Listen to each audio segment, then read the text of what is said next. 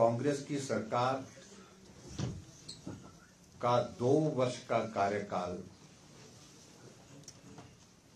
लड़खड़ाते हुए, गिरते हुए, पड़ते हुए पूरा होने जा रहा है। और हमें जानकारी मिली है कि 2 वर्ष के कार्यकाल पूरा होने पर हिमाचल प्रदेश की सरकार जश्न मनाने जा रही है। और शायद जश्न के लिए स्थान भी निर्धारित किया गया है, शायद बिलासपुर का जिक्र आ रहा है।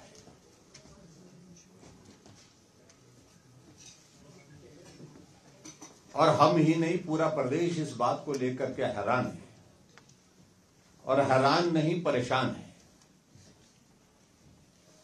कि 2 वर्ष के कार्यकाल में कांग्रेस पार्टी की सरकार में ये हिमाचल 20 वर्ष पीछे चला गया।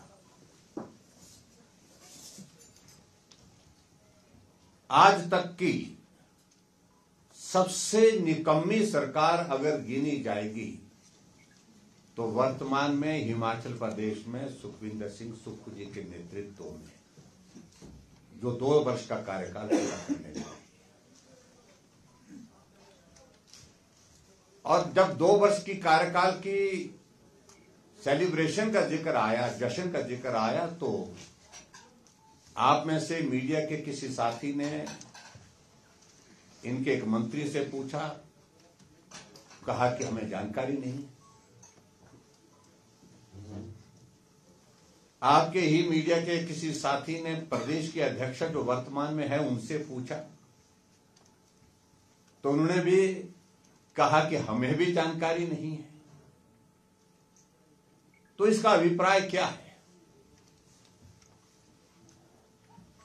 कि संगठन और सरकार में कोई भी तालमेल नहीं है। 2 वर्ष का कार्यकाल बीतने के बावजूद भी ये परिस्थिति हिमाचल प्रदेश में कांग्रेस पार्टी की और कांग्रेस पार्टी की सरकार की है।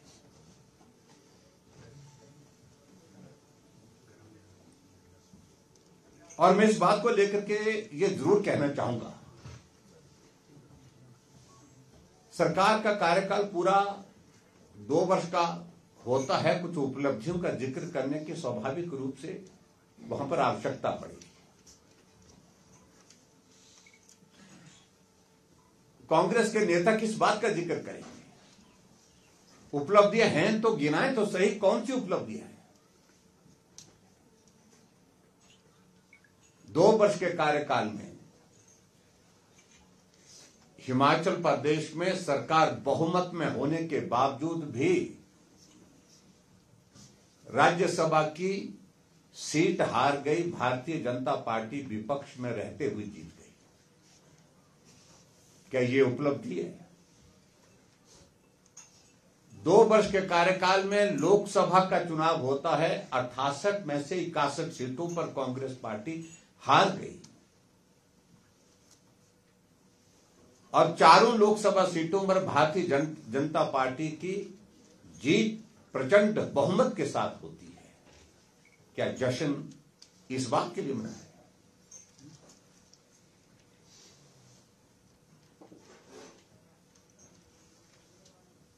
क्या 2 वर्ष के कार्यकाल में हिमाचल प्रदेश में उपचुनाव जो हुए उसमें कुछ ज्यादा सीटों पर थोड़ा वो जीते, लेकिन हम तो 25 थे, हम 28 हुए, हमारे सीटों में बढ़ोतरी हुई। आप वहीं के वहीं हैं जहां थे, जैसे थे।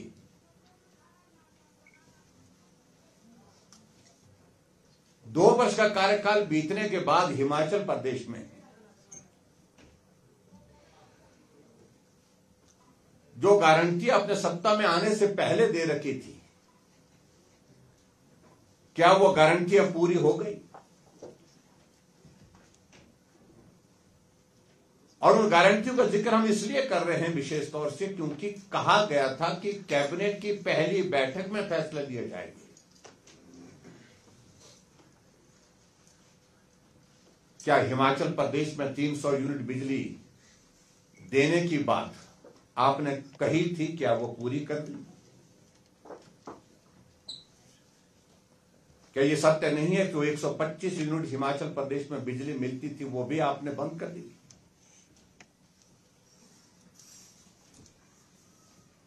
आपने हिमाचल प्रदेश में कैबिनेट की पहली बैठक में यह फैसला लेने की बात कही थी कि 18 से 60 साल की महिलाओं के लिए 1500 रुपए उनके खाते में दिसंबर महीने के बाद जो है वो चुनाव बीतने के बाद अर्थात मिलना शुरू हो जाएंगे। क्या वो मिलने शुरू हो गए?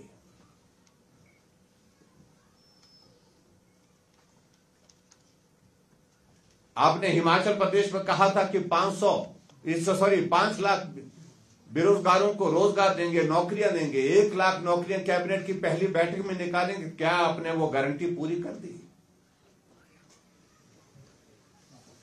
और उल्टा हिमाचल प्रदेश में आपने सरकार बनने के पश्चात अभी हाल ही में फैसला लिया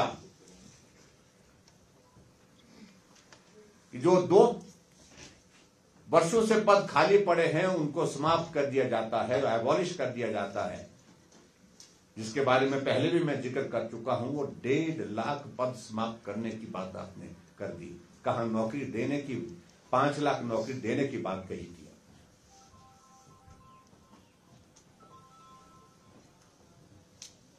और आज इस बात को लेकर के पूछते हैं क्या गोबर की गारंटी पूरी हो गई? क्या दूध की जो गारंटी दी थी आपने पूरी हो गई? क्या हिमाचल प्रदेश में आपने जो कॉर्पस फंड जो है यूथ को रोजगार और स्वरोजगार की दृष्टि से अपने पांव पर खड़ा होने के लिए जो बात कही थी, क्या वो पूरा हो गया? और विचित्र तब लगता है मित्रों जब मुख्यमंत्री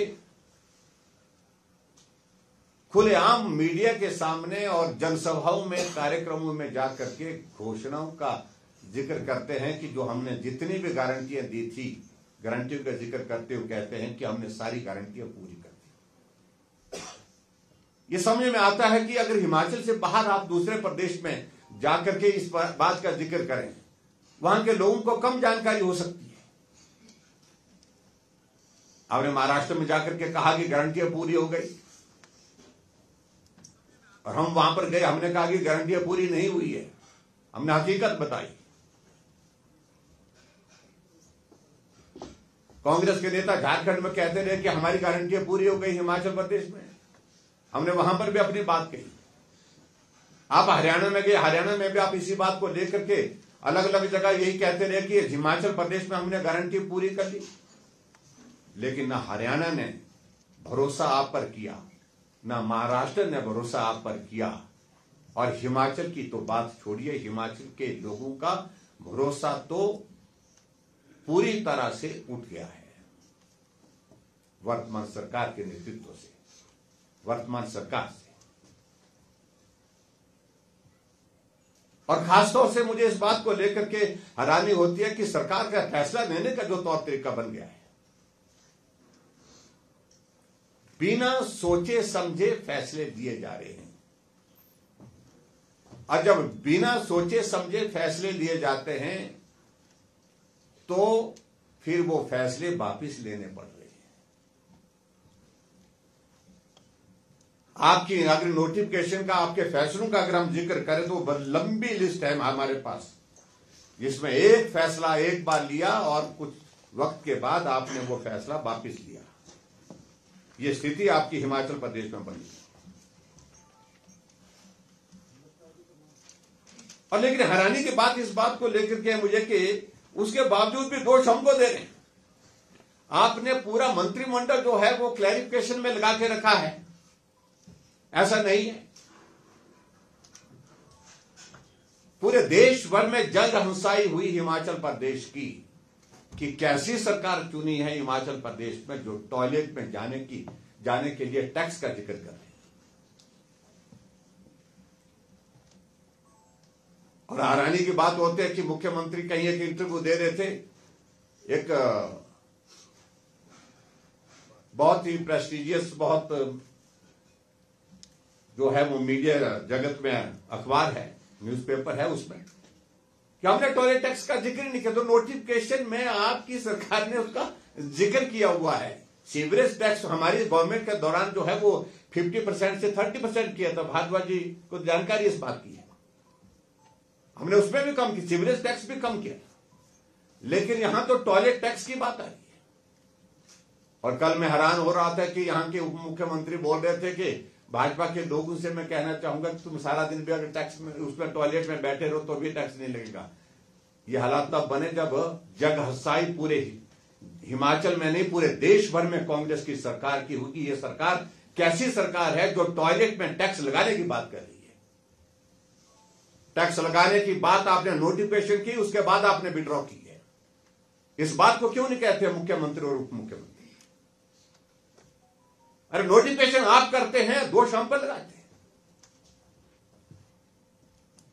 गलत नोटिफिकेशन बिना सोचे समझे फैसले आप करते हैं और उसके बाद दोष भारतीय जनता पार्टी की सरकार के ऊपर ले रहे हैं। अब बस में फ्रेक का मामला उसी तरह से नोटिफिकेशन आपने किया और उसके बाद कहते हैं कि हमने ऐसा नहीं किया। नोटिफिकेशन मेरे पास आज भी वो पड़ी हुई, यहां पर पड़ी हुई है नोटिफिकेशन, जिसमें फ्रेक का जिक्र किया है कि वजन के हिसाब से, किलो के हिसाब से कि कितना वजन ले जा सकते हैं, उसके चार्जेस क्या लगेंगे, उस बात का जिक्र किया है। मैं उन सारी चीजों में जाकर के मुझे लगता है कि उसमें बहुत सारा वक्त लगेगा। लेकिन हैरानी की बात मैं ये जरूर कहना चाहता हूं कि हिमाचल प्रदेश जिस प्रकार से फैसले ले रही है, उस तरह से पूरे देश में, पूरी दुनिया भर में जग हंसाई का विषय बन गया।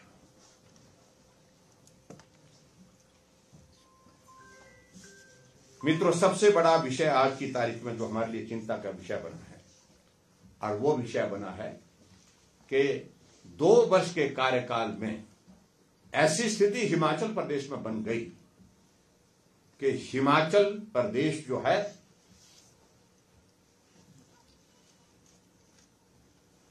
हिमाचल फॉर सेल,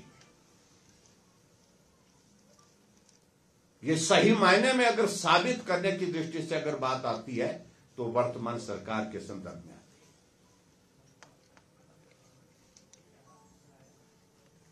कोर्ट का एक फैसला आता है, उस फैसले के मुताबिक एक कंपनी को अपफ्रंट प्रीमियम का जो पैसा 64 करोड़ रुपए वो ना देने की वजह से, और शायद ये 13 जनवरी 2023 को ये फैसला आ चुका था, लेकिन जब एग्जीक्यूशन के लिए ये फैसला लगा तो उसमें कोर्ट का फैसला आता है, उसमें हिमाचल भवन जो हिमाचल प्रदेश का सम्मान का प्रतीक है, हिमाचल प्रदेश के लोगों का दिल है, हिमाचल के लोगों की वो पहचान है दिल्ली में, राजधानी में, उसको ही गिरवी रखने की परिस्थिति बन गई, उसको ही नीलाम करने की परिस्थिति बन गई, उसको अटैच कर दिया गया।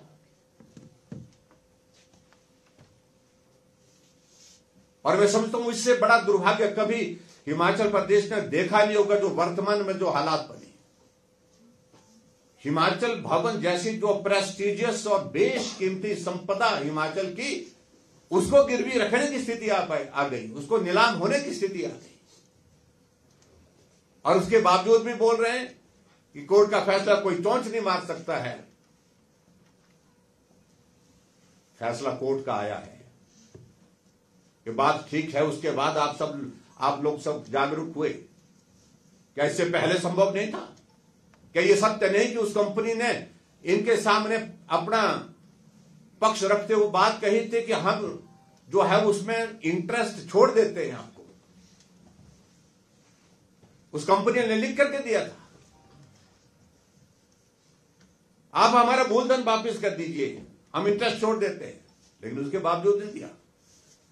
और 7% इसके साथ इंटरेस्ट के साथ आज वो अमाउंट जाकर के 150 करोड़ तक के पहुंचा है।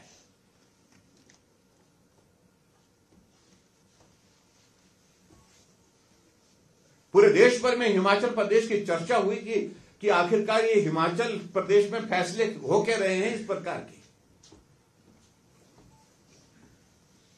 और उसमें भी कह रहे हैं कि भारतीय जनता पार्टी की ये सरकार के दौरान मामला चला था, लेकिन उसके बावजूद क्या सत्य नहीं है कि आपकी सरकार के दौरान 13 जनवरी, शायद डेट में एग्जैक्ट 13 है 23 है, लेकिन जो भी है, लेकिन 2023 को फैसला आपकी सरकार में, तो उस वक्त आप लोगों ने अपना पक्ष रखने के लिए प्रस्तुत करने चाहिए थे आपको वकील। जो आप दिल्ली से अपने सीपीएस को बचाने के लिए 50-50 लाख रुपए एक वकील को एक बार के दे रहे हैं।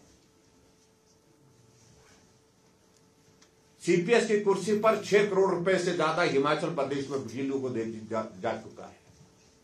और मेरी जानकारी के मुताबिक अभी एक हीयरिंग का दिल्ली में जो सुप्रीम कोर्ट में जो अभी लगी थी, कितनी 22 तारीख को लगी थी, 22 तारीख को, सीपीएस की कुर्सी को बचाने के लिए 3 करोड़ रुपए जो है, 3 करोड़ रुपए और वकीलों को दे दिए गए।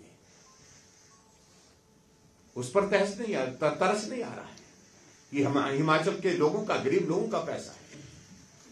या हिमाचल प्रदेश में अब टैक्सेस के ऊपर टैक्सेस लगाए जा रहे हैं गरीब लोगों के ऊपर, लेकिन अपने लोगों को जो असंवैधानिक तरीके से बनाए गए हैं, गैर कानूनी तरीके से बनाए गए हैं, उनकी कुर्सी बचाने, सीपीएस की कुर्सी बचाने के लिए आप करोड़ों रुपए खर्च कर रहे हैं।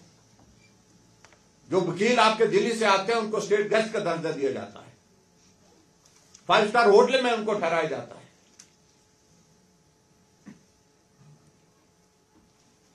लेकिन उसके बावजूद भी आपके पक्ष में फैसला नहीं आता है।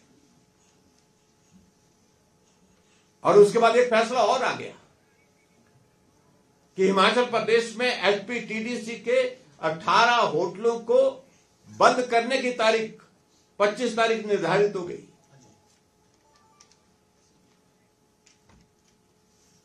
और उसमें भी क्या हमारा दोष है क्या? और उसमें तो मैं कह रहा हूं, मैं ये आरोप लगा रहा हूं, खुलेआम आरोप लगा रहा हूं, ये हिमाचल प्रदेश को बहुत बड़ी साजिश के तहत जो है बेचने की शुरुआत हो रही है।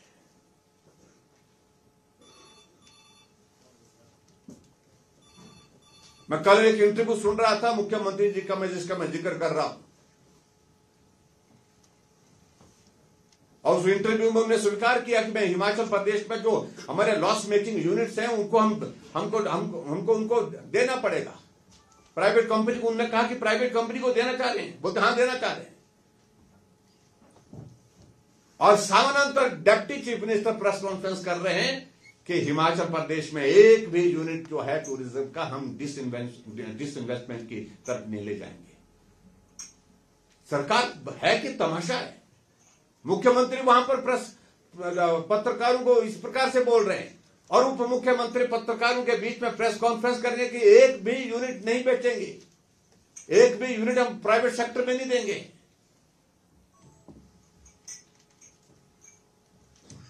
इसका अभिप्राय है कि इसमें आपस में इनका तालमेल बिल्कुल भी नहीं है। और जो खास तौर से जो लॉस मेकिंग यूनिट्स का जिक्र किया, 18 का जो जिक्र किया, और उसमें क्या दर्शाया गया, उसमें एक ही चीज दर्शाई गई कि ऑक्यूपेंसी लेस देन 40% है। क्या होटल जो ऑक्यूपेंसी से ही चलते हैं क्या? होटल चलते हैं, आपकी वहां पर कमर्शियल एक्टिविटीज होती है, शादियां होती हैं, पार्टियां होती हैं, मीटिंग्स होती है, सरकारी मीटिंग होती है, प्राइवेट इंस्टीट्यूशंस की मीटिंग होती है, कैटरिंग होती है, आपकी बार वहां पर है, उसके माध्यम से इनकम के जरिए ज्यादातर वो जनरेट करते हैं। लेकिन उसके बावजूद 18 यूनिट आपने बंद करने की स्थिति में खड़े कर दिए, और उसमें फिर डीबी में गए तो उसमें मालूम पड़ा कि उसमें फैसला ये आया कि 9 यूनिट उसमें उस पर जो है उन्होंने छूट दी है, 9 यूनिट को बंद करने का फैसला नहीं किया है। लेकिन 9 यूनिट तो है ही है। फिर उसके बावजूद इसके पीछे मित्रों मैं आपको बता रहा हूं कि बहुत लंबे समय से प्रयास चल रहा था, बहुत सारी पार्टीज को बुलाया जा रहा था, बुला करके उनके साथ बातचीत चली हुई थी, ये आपको देंगे, ये आपको देंगे, ये आपको देंगे, ऐसी ऐसी बातें चल रही थी, और कोर्ट की आड़ ले करके ये एक रास्ता निकालने का प्रयत्न कर रहे थे। ये हकीकत है, इस बात को स्वीकार करना पड़ेगा। अरे अगर हिम्मत है उनको सब सीधे कहना चाहिए कि हालात इस प्रकार के हैं, हम डिसइन्वेस्टमेंट की तरफ जा रहे हैं और लॉस मेकिंग यूनिट्स हैं, इनको ये अच्छी हिमाचल के लिए और आय हमको जनरेट करके देगा और उस सूरत में हम इनको जो प्राइवेट सेक्टर में देने की बात कह रहे हैं, उनको ये करना चाहिए। लेकिन ये चोरी का रास्ता निकाल करके, तरीका निकाल करके इस प्रकार से जो प्रयत्न किए जा रहे हैं, ये बहुत ही दुर्भाग्यपूर्ण है। एक षड्यंत्र और साजिश के तहत हिमाचल प्रदेश को बेचा जा रहा है। और ये आपको बता रहा हूं, ये बहुत बड़ा गंभीर आरोप है हमारी तरफ से, जिसको लेकर के निश्चित रूप से मुझे लगता है कि वर्तमान सरकार को जो है जवाब देना पड़ेगा।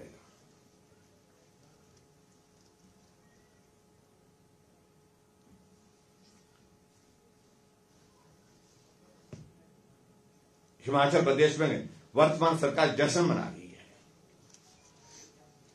और जश्न मनाने के लिए कुछ तो बात हो, किस बात को लेकर के जो कर्मचारी हित की आप सबसे बड़ी बात कहते थे, वो कर्मचारी आपके खिलाफ होकर के वहां पर प्रदर्शन कर रहे हैं और जब प्रदर्शन करते हैं उनको आप नोटिस दे रहे हैं, सर्विस कंडक्ट रूल्स के अंतर्गत दे रहे हैं, उनके खिलाफ आप प्रिविलेज ला रहे हैं। और उसके अलावा हिमाचल प्रदेश में स्थिति यह बन गई 2 साल के कार्यकाल में, जो मीडिया हमारा लोकतंत्र का चौथा स्तंभ है, जो सबसे मजबूत होना चाहिए, पहले दिन से ही उसके बाद उनने शुरुआत कर दी। और मैं इस पे ज्यादा नहीं कहना चाह रहा हूं, क्योंकि इस बात को आप मुझे लगता है कि बिना बोले आप समझ रहे हैं। लोकतंत्र को बचाने के लिए मीडिया का स्वतंत्र होना बहुत आवश्यक है। लेकिन यहां खबर अगर अनुकूल नहीं लगती है, सरकार के अनुकूल नहीं है, तो उनको सीधा फोन करके उनको धमकी दी जाती है, उनके खिलाफ कार्रवाई, उनके खिलाफ FIR। और मीडिया के हमारे साथी जो अपनी बात को प्रभावी ढंग से रखने की कोशिश करते हैं, उनको किसी न किसी तरह से जो भी रास्ता निकल सकता है, कैसे उनको रोका जा सकता है, दबाया जा सकता है, वो प्रयत्न भी 2 साल के कार्यकाल में आप बहुत भली भांति समझते होंगे, जानते होंगे। आप कंपैरिजन करिए पिछली सरकार और वर्तमान सरकार के कार्यकाल में। खबरें हमारे समय में भी लगती थी, लेकिन उन खबरों से हमको सुधार करने की गुंजाइश निकलती थी, हमारे लिए करेक्शन करने की गुंजाइश। कोई काम गलत काम करते करते गलती होती है, लेकिन गलती होती है तो उसको स्वीकार करते हुए उसको ठीक करने के लिए गुंजाइश निकल आती है, जब हमारा मीडिया उसमें जो है उसका जिक्र करता है। और इसी तरह से आगे बढ़ करके मैं यही कहूंगा कि भ्रष्टाचार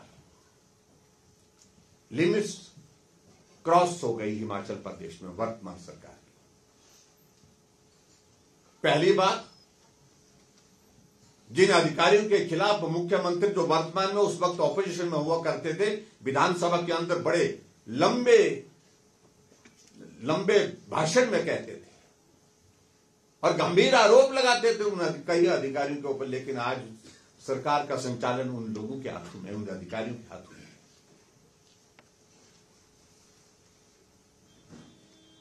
क्या व्यवस्था है, क्या मजबूरी है। और ऐसे एक नहीं अनेकों अधिकारी हैं जिनके खिलाफ कार्रवाई करने की तो बात, उनको पद से इधर से उधर कुर्सी हटाने की, कुर्सी बदलने की स्थिति में नहीं मुख्यमंत्री हो पा रहे हैं। इसका मतलब है व्यवस्था है, लाचारी है, नहीं बदल सकते हैं, क्योंकि राज बहुत गहरे हैं।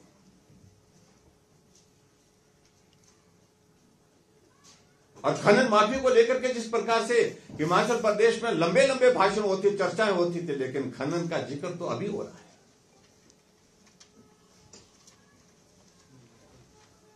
अभी कार्रवाई हुई है, ईडी की कार्रवाई हुई है, और कुछ लोग गिरफ्तार हुए हैं। कहा जा रहा है कि वो सरकार के बहुत करीब है, और सरकार के करीब हैं तो स्वाभाविक रूप से तब तो और भी चिंता का विषय बनता है। ये कार्रवाई को राजनीतिक मकसद के साथ नहीं, राजनीतिक दृष्टि से नहीं हुई है,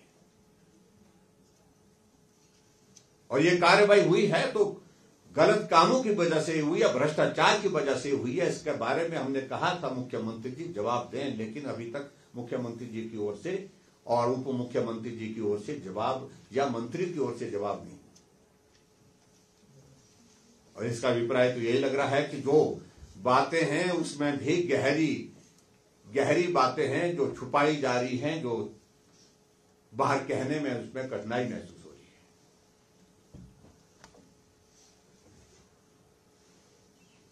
फैसलों को पलटने की बात में अगर मैं कहूं,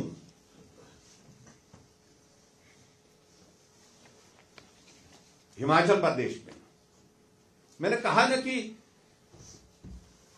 जब बिना सोचे समझे फैसले लिए जाते हैं तो ऐसी परिस्थिति बनती है।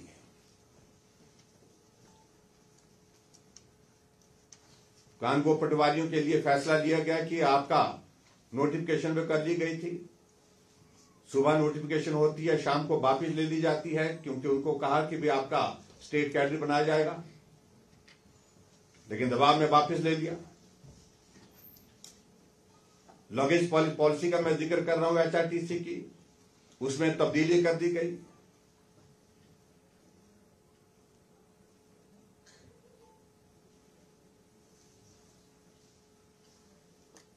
और आपदा के तहत जो है वो आपने क्रशर को बंद करने के आदेश कर दिए थे, लेकिन बंद करने के बावजूद एक तो विशेष तौर से एक व्यक्ति पर विशेष कृपा थी जो आजकल ईडी के इसमें दायरे में आए हुए हैं। पूरे हिमाचल के क्रशर बंद थे, लेकिन एक क्रशर आपका चलता रहा। ये सारी चीजें जो है किस तरफ संकेत कर रही हैं बड़ा साफ है। मुझे लगता है कि आज प्रदेश को समझाने की आवश्यकता नहीं है।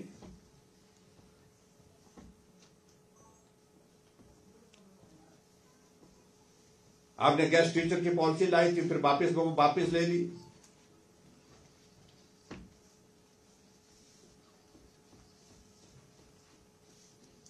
आपने टॉयलेट टैक्स का मैंने जिक्र कर लिया, उसके बाद फिर वापस ले लिया।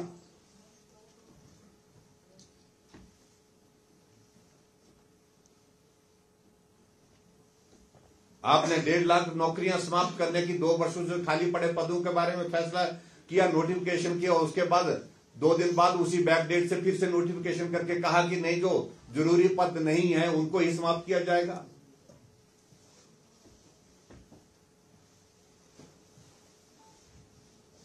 आपने हिमाचल प्रदेश में जो वन मित्रों के लिए इंटरव्यू का फैसला लिया था, जिसमें कहा था कि उसमें इंटरव्यू के नंबर होंगे, लेकिन उसके बावजूद फिर बाद में वो फैसला वापस लेना पड़ा क्योंकि हाई कोर्ट ने उसको रिजेक्ट कर दिया।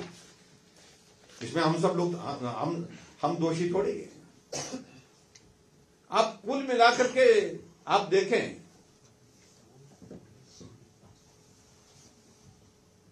एक के बाद एक फैसला। आपने जो है उद्योगों पर जो है जो बिजली देने वाले उसमें जो है 50% सेस की वृद्धि की थी, हाई कोर्ट ने उस पर रोक लगा दी, उसको बंद कर दिया।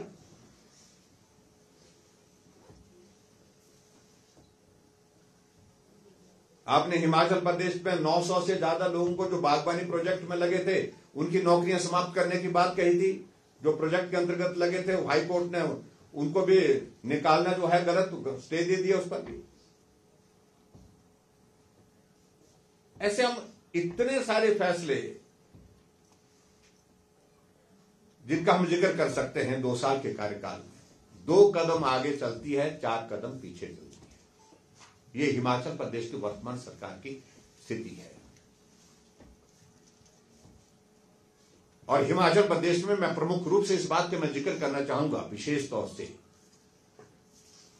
कि आज तक के इतिहास में चाहे वो मुख्यमंत्री है और मुख्यमंत्री से शुरुआत होने के बाद उप मुख्यमंत्री और उसके बाद मंत्रियों तक असर हो गया कि जैसे हिमाचल के लोगों को कुछ भी आता नहीं है, पता नहीं है, यहां झूठ प्रचार करते रहो, झूठ आप बोलते रहो और सरेआम झूठ बोलते हैं।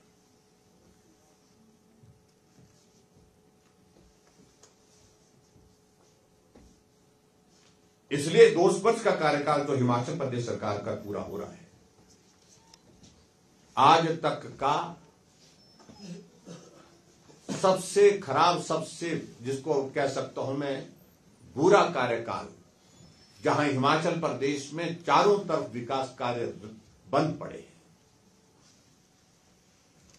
कोई विकास हिमाचल प्रदेश में हो नहीं रहा है।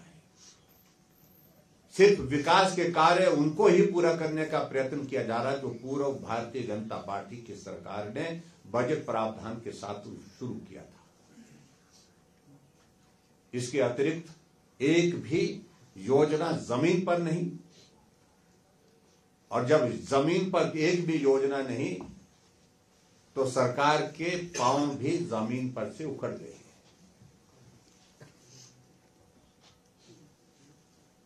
इसलिए पूरा हिमाचल इस बात को पूछता है कि सारी व्यवस्थाएं तहस नहस हो गई हिमाचल प्रदेश में, जहां कर्मचारियों को समय पर सैलरी नहीं, पेंशनर को पेंशन नहीं मिल पाने की स्थिति हो पाई। 2 साल के इस कार्यकाल में हिमाचल प्रदेश में ऋण 90,000 करोड़ से पार हो गया। जितना ऋण भारतीय जनता पार्टी की सरकार ने 5 वर्ष में नहीं लिया, उससे ज्यादा ऋण 2 वर्ष के कार्यकाल में वर्तमान सरकार ने ले लिया है। लेकिन फिर भी हिमाचल के कर्मचारियों को समय पर सैलरी नहीं मिलना, हिमाचल के पेंशनर को समय पर पेंशन नहीं मिलना, हिमाचल प्रदेश में तमाम विकास के कार्य रुके पड़े हैं। ऐसी स्थिति में ये 2 वर्ष का कार्यकाल का जो जश्न मनाने की योजना वर्तमान सरकार की जो बन रही है, वो बहुत बड़ा एक हास्यास्पद विषय पूरे हिमाचल प्रदेश के लिए, पूरे देश की जनता के लिए। बस मुझे सिर्फ आज के इसमें प्रमुख रूप से इन्हीं बातों का जिक्र करना था, बाकी बातें हम करते रहेंगे। बहुत बहुत धन्यवाद। सर, वो मोजर बियर वाला जो इशू है, मोजर बियर वाला इशू जो है जिसमें 64 करोड़ रुपया जमा कराया है, वो फैसला आपकी सरकार में रिजर्व हो गया था, तो वो क्यों आपकी सरकार में ऐसा क्या हुआ कि? देखिए, कोर्ट पर हम नहीं कर सकते हैं। कोर्ट फैसला आया होता तो हम उस पर फैसला करते, लेकिन फैसला जब तक रिजर्व है तो तब तक के लिए उस पर क्या कह सकते थे? मैं ये पूछ रहा हूँ कि वो कितने मजबूती से नहीं लड़ा गया हाईकोर्ट में, और वो जो अब इल्जाम ये लगा रहे हैं कि वो नीलामी का रास्ता वो आपकी सरकार में खुल गया था। बिल्कुल, देखो गलत बात है। सॉरी, सही बात तो यह है कि उस सारे मामले में जिस प्रकार से पक्ष रखना चाहिए था वो पक्ष नहीं रखा गया। और मैं आपकी जानकारी के लिए यह भी बताना चाह रहा हूं, इसी प्रकार का एक फैसला पहले भी आया था अडानी समूह की ओर से, जो ब्रैकल के एक कंपनी का एक कंट्रोवर्शियल एक इशू था। सिंगल बेंच का जो है फैसला उस पर आया था और 280 करोड़ रुपए देने का फैसला आया था। और फैसला आने के बाद भारतीय जनता पार्टी की सरकार ने कैबिनेट में यह फैसला लिया कि हमको जो है डीबी में जाना चाहिए, और फैसला लिया गया और हम डीबी में गए। और मुझे इस बात को लेकर के हैरानी है कि मुख्यमंत्री कितना झूठ बोलते हैं। जिस इंटरव्यू का मैं जिक्र कर रहा था, उस इंटरव्यू में उन्होंने कहा कि वो हमारी सरकार ने, हम गए कोर्ट में। वो नहीं गए कोर्ट में, हम कोर्ट में गए। बातबाजी यहां पर है, मंत्रिमंडल में हमने फैसला लिया चर्चा करने के बाद, और हमने फैसला किया कि भाई सिंगल बेंच के इस फैसले को चुनौती देनी चाहिए, इस फैसले से हम सहमत नहीं है, और 280 करोड़ रुपए हम जो है हम नहीं देंगे। और हम डबल बेंच में गए, फैसला कांग्रेस की सरकार के दौरान आया, बात लगे, और फैसला यह आया कि वो पैसा नहीं देना है। क्या वर्तमान में हिमाचल प्रदेश में जो फैसला आया था 13 जनवरी 2023 को, क्या उस वक्त संभव नहीं था ये डबल बेंच पे जाते? आपने कहा ना कि मुजरिम में पक्ष सही से नहीं रखा गया, आपकी सरकार में नहीं रखा गया, कब नहीं? मैं कह रहा हूं आप पता नहीं क्या काम कंफ्यूजन में जा रहे हैं। हमारी सरकार ने बहुत दमदार तरीके से सारा विषय रखा और फैसला नहीं आया था। फैसला कांग्रेस की गवर्नमेंट के दौरान आया है, लेकिन कांग्रेस की गवर्नमेंट के दौरान जब फैसला आया तो तुरंत उसको उस वक्त जो है उसके मुताबिक अगली तैयारी करनी चाहिए थी, ताकि ऐसी स्थिति ना आ जाए कि हिमाचल भवन गिर भी हो जाए। बस बात इतनी है। दिल्ली से अच्छे वकीलों को लाते, उसके लिए लाते, सीपीएस के लिए ला सकते हैं तो इसके लिए ला सकते थे क्या? सर, एक हर्ष महाजन की ओर से स्टेटमेंट आई थी कि जो 3 अध्यक्ष उपाध्यक्ष निगम और बोर्ड की, उनका जो है ऑफिस ऑफ प्रॉफिट को हम चुनौती देंगे राज्यपाल के पास, तो पार्टी ने इस पर क्या डिसीजन लिया? देखो, लीगली इसको एग्जामिन करेंगे हम इस बात को लेकर के। अभी फैसला पार्टी के स्तर पर होना है।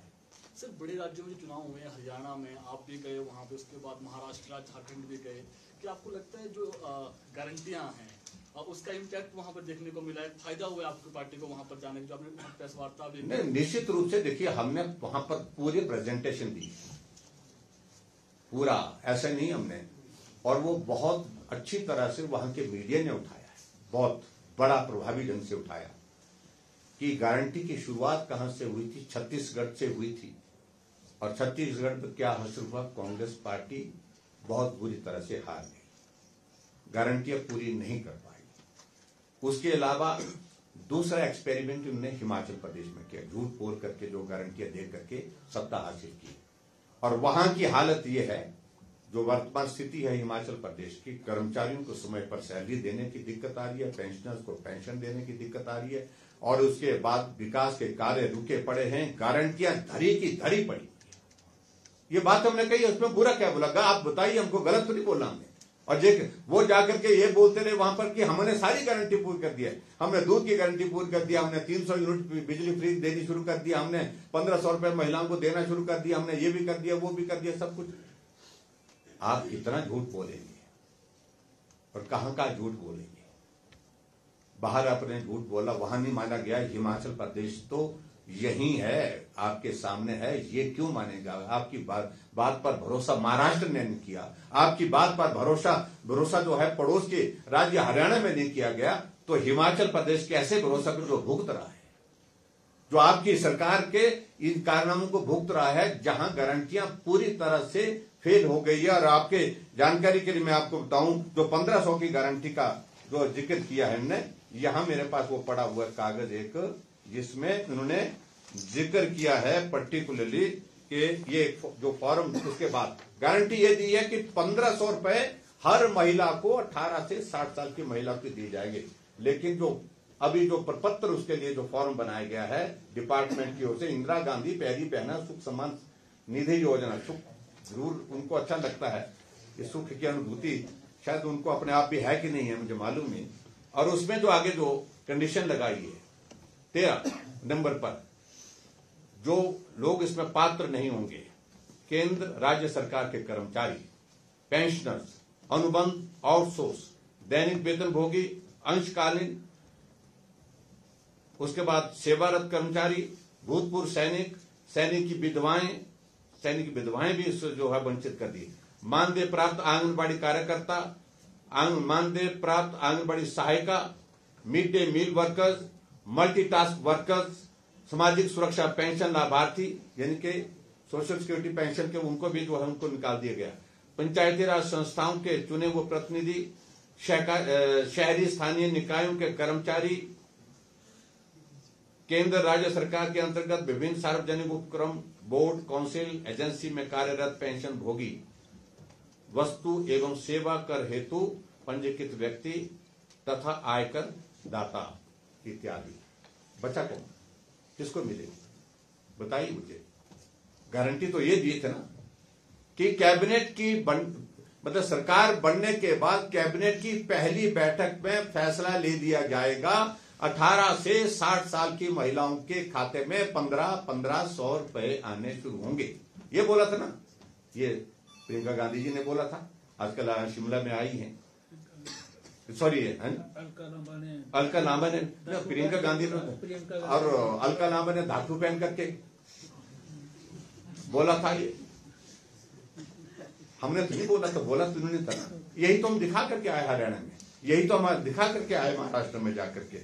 और मैं इस बात के लिए धन्यवाद कहूंगा हरियाणा और महाराष्ट्र के सभी भाई बहनों के लिए कि झूठी गारंटियों के झांसे में नहीं आए। और हरियाणा वालों ने तो बड़ा साफ कहा, जो हिमाचल की स्थिति कांग्रेस पार्टी ने कर रखी है, कांग्रेस की सरकार ने करके रखी है, हम हरियाणा को हिमाचल जैसी स्थिति में नहीं पहुंचाना चाहेंगे। एक सर मुख्यमंत्री स्टेटमेंट दे रही है कि 5 गुटों में बटी है भाजपा और एक ईस्ट इंडिया कंपनी है कांग्रेस के लोग जो है। देखिए ऐसा है कि तो राजनीतिक दृष्टि से कुछ चुटकुले उनको मारने की आदत है, क्योंकि वो स्टूडेंट पॉलिटिक्स में रहे हैं तो ऐसी गप्पे मारते रहते हैं।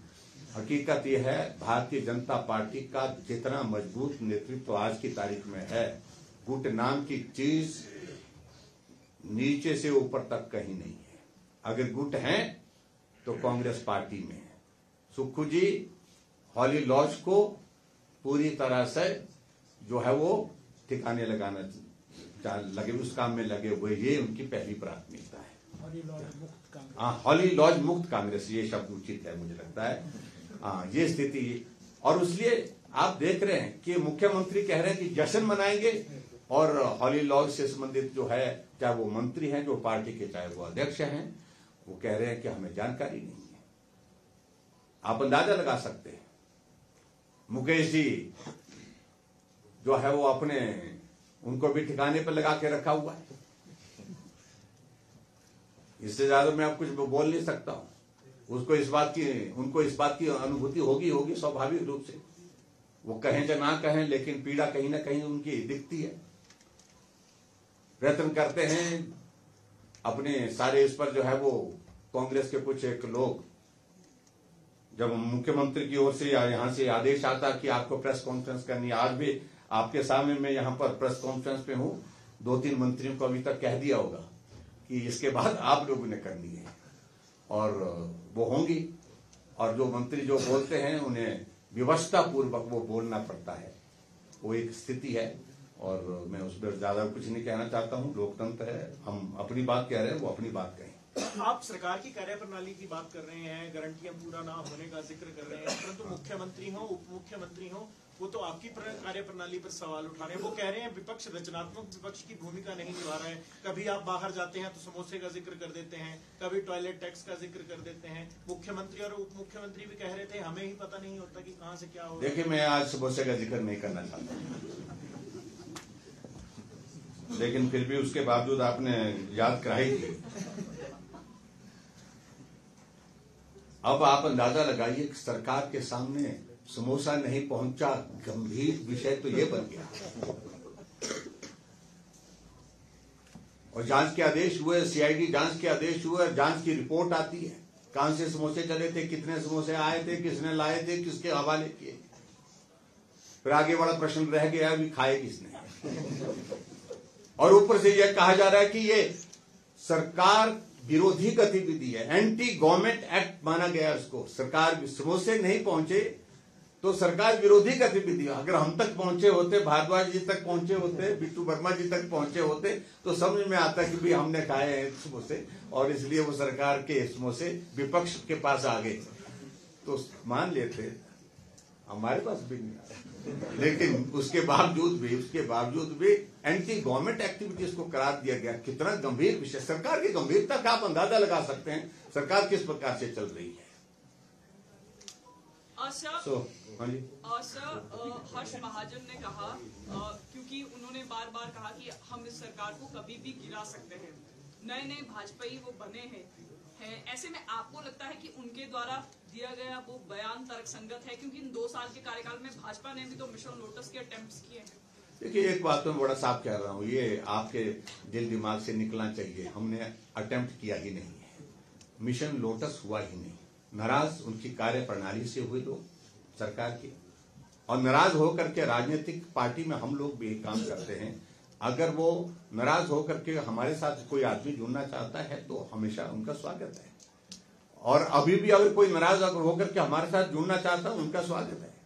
आगे भी जहां तक आप जिस का जिक्र कर रहे हैं, तो मैं समझता हूं कि इस पे मैं कोई टिप्पणी नहीं करना चाहता हूं। उनने किस संदर्भ में इस बात को कहा होगा, लेकिन मैं इतना जरूर है कि भारतीय जनता पार्टी हिमाचल प्रदेश में विपक्ष की भूमिका निभा रही है। सरकार का गलत काम होगा तो हम अवश्य उस पर बोलेंगे, अच्छा काम होगा तो हम विचार करेंगे, लेकिन विपक्ष की भूमिका निभाने का अभिप्राय सीधा है, हम सरकार को बचाने के लिए नहीं है। सरकार बचाने का दायित्व तो सत्ता पक्ष का है, और इस उम्मीद में ना बैठे, इतना मैं जरूर कहना चाहता हूं कि भारतीय जनता पार्टी में हम विपक्ष में रह करके सरकार को बचाने का प्रयास करेंगे। सर, वो जश्न मना रहे हैं, तो आप लोग भी कुछ पैरेलल रैली या कुछ करेंगे? बीजेपी हमारी पार्टी की ओर से निर्धारित होंगे, कुछ कार्यक्रम होंगे, लेकिन इतना जरूर है, भारतीय जनता पार्टी ने मोटे तौर पर अब विचार बनाया है। अभी तक हम जो है 2 साल सरकार को काम करने का अवसर दे करके ये सुनिश्चित करना चाह रहे थे कि वो कहीं ऐसा ना बोलें कि हमें काम करने का मौका नहीं मिला, मौका नहीं दिया। 2 साल का कार्यकाल का मौका दिया उनको। इसके बाद अब चौक चौराहे पर भी मुलाकात होगी, भारतीय जनता पार्टी निकलेगी और आने वाले समय में जनता के बीच में जागरूकता लाने के लिए गलत फैसलों के बारे में लोगों के बीच में जाएगी। की कोर ग्रुप में वापसी को किस तरह देखते हैं? देखिए, वो पार्टी में रहे हैं, लेकिन अब पार्टी में फिर वापिस आए हैं। पार्टी के नेतृत्व ने फैसला किया है।